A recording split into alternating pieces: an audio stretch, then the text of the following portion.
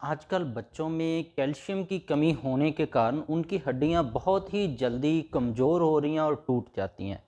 और ये आपको मैं बता दूं, इसका इलाज भी बहुत ही आसान है। कोई महंगी दवाओं या तेज़ दवा खाने की आपको बच्चे को ज़रूरत नहीं है। ज़्यादा कुछ डाइट में नहीं बदलने की ज़रूरत है। एक आसान सा आपको इसका इलाज बताऊंगा, घरेलू उपाय बताऊंगा, होम रेमेडीज़ बताऊंगा। एक ऐसा ट्रीटमेंट जो साइड इफ़ेक्ट फ्री है और उसको करने में भी 1 ही मिनट लगेगा। और आपको पता होना चाहिए, कैल्शियम की कमी से अकेला बच्चों की हड्डियां ही नहीं जल्दी टूटने लग जाती, उनके दिमाग और शरीर है, उनके मानसिक और शारीरिक विकास और उनके ब्रेन के आई के ऊपर की भी बहुत ही ज़्यादा कैल्शियम का असर पड़ता है।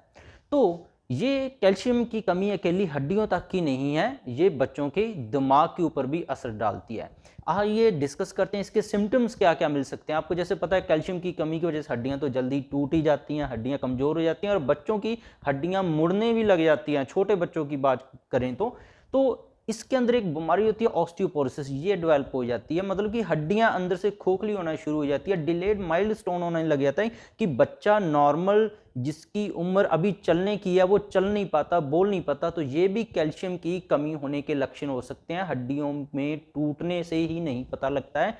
डेंटिशन है, बच्चों के जो दांत हैं वो अभी उम्र दांत निकलने की आ गई है, दांत नहीं निकल पाए हैं, उनके दांत बड़ी मुश्किल से आ रहे हैं और लेट होते जा रहे हैं दांत निकलने का समय, बोलने का समय। ये भी कैल्शियम की कमी से हो सकता है। इरिटेबिलिटी है, बच्चे सारा दिन स्वभाव उनका चिड़चिड़ा रहता है।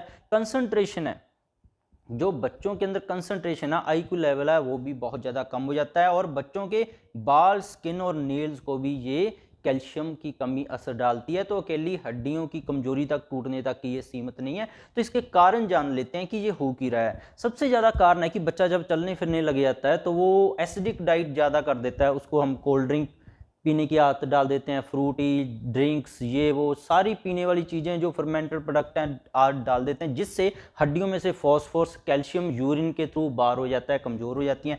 केमिकल्स है, जैसे मैगी नूडल के मोनोसोडियम ग्लूटामेट डला होता है केमिकल, जो एक स्टीरॉयड भी है, जिससे हड्डियां अंदर से खोखली होनी शुरू हो जाती है। और बच्चे चीनी बहुत ज़्यादा खा रहे हैं और इससे उनके कीड़े पैदा होने की वजह से पेट के अंदर जो भी बच्चों को खाना देंगे बढ़िया से बढ़िया, कैल्शियम उनका शरीर नहीं निकाल पाएगा। तो कैल्शियम नहीं निकाल पाएगा तो हड्डियों के अंदर खोखलापन आ जाएगा और हड्डियां बहुत जल्दी कमजोर होकर टूटने लग जाती हैं। और कई बच्चों के अंदर देखा गया है एंटीबॉडीज कम है, उनका इम्यून सिस्टम बहुत ज़्यादा लो हो गया है, बार बार उनको इन्फेक्शन हो रही है, तो इसकी वजह से भी हड्डियां कमजोर हो सकती हैं।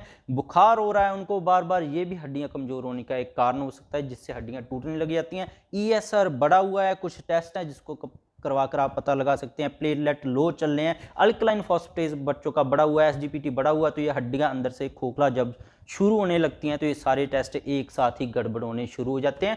तो अब चलते हैं कि इसके इलाज की तरफ, इसका ट्रीटमेंट क्या कर पाएं कि आपको कोई नुकसान भी ना हो। देखिए, बढ़िया ट्रीटमेंट तो यही रहेगा कि आप अपनी जांच करवाएं बच्चे की, उसको बुखार बार बार क्यों आ रहा है, उसको स्टीरॉयड तो नहीं दे रहे, उसको अस्थमा तो नहीं है। अस्थमा के अंदर जो स्टीरॉयड होते हैं उससे भी हड्डियों के अंदर खोखलापन आ जाता है, हड्डियां टूटने लग जाती हैं। तो ये आपने ध्यान रखना है। तो ऐसी बीमारियों का कोशिश करें, अस्थमा, एलर्जी, साइनोसाइटिस, पेट की बीमारियां बच्चों के अंदर, आप होम्योपैथी या आयुर्वेदा ट्रीटमेंट लें तो सबसे बढ़िया रहेगा। और ये जांच करवा लें, क्योंकि प्लेटलेट कम क्यों हो रहे हैं, अल्कलाइन फॉस्फेटेज क्यों बढ़ रहा है, एसजीपीटी जैसे बच्चे के लिवर में इन्फेक्शन तो नहीं हो गया जिससे लिवर पूरी तरह से कैल्शियम को मेटाबोलाइज नहीं कर रहा है, जिससे कैल्शियम की कमी शरीर में हो रही है, भूख कैसे है उसकी। तो इससे आप ये भी टेस्ट करवाकर और अल्ट्रासाउंड करवाकर बच्चों का परमानेंट ट्रीटमेंट भी करें। तब तक ये आप घरेलू उपाय करेंगे, इसका कोई नुकसान नहीं मिलेगा। ये घरेलू उपाय के अंदर आपने लोटस सीड्स यूज करना है। लोटस सीड्स हैं जिसको मखाना बोल देते हैं। तो मखाना के अंदर सर्च हुई है बहुत सारी, आयुर्वेदा ने तो बहुत साल पहले बता दिया था कि इसके अंदर, मखाने के अंदर है जो कैल्शियम और फास्फोरस भरपूर मात्रा में होता है। तो 5 से 10 मखाने के पीस हैं, दूध में, गर्म दूध के अंदर डालकर छोड़ दें आधे घंटे के लिए। उसके बाद उसको अच्छी तरह मिक्सी में ग्राइंड कर लें। इसके अंदर कोई शेक, कोई चीनी, किसी तरह का कुछ ना डालें और इसको बच्चों को एक टाइम ही दें। 5 मखाने के पीस से शुरू करें और उसको 10 तक लेके जाएं। 5 ही दें 10-15 दिन, उसके बाद 10 तक कर दें और कम से कम ये आप 1 से 2 महीने लगातार दें। आपको रिजल्ट है कुछ ही दिनों में दिखना शुरू हो जाएंगे। तो इसको आजमाइएगा और इसके रिजल्ट जरूर देखिएगा और अपने टेस्ट करवाकर परमानेंट भी इलाज कर लीजिएगा। इसके बिना भी मेरे चैनल पर बहुत सारे हेल्थ टॉपिक्स पर वीडियोज हैं, गठिया, allergy, asthma, brain tumour, cancer, कैसे बिना ऑपरेशन के हार्ट की एफिशिएंसी बढ़ा सकते हैं, वाल्व किसी के खराब हो गए हैं तो बिना ऑपरेशन के कैसे ठीक कर सकते हैं, कैसे हम परमानेंट डायबिटीज़ और थायराइड का इलाज कर सकते हैं।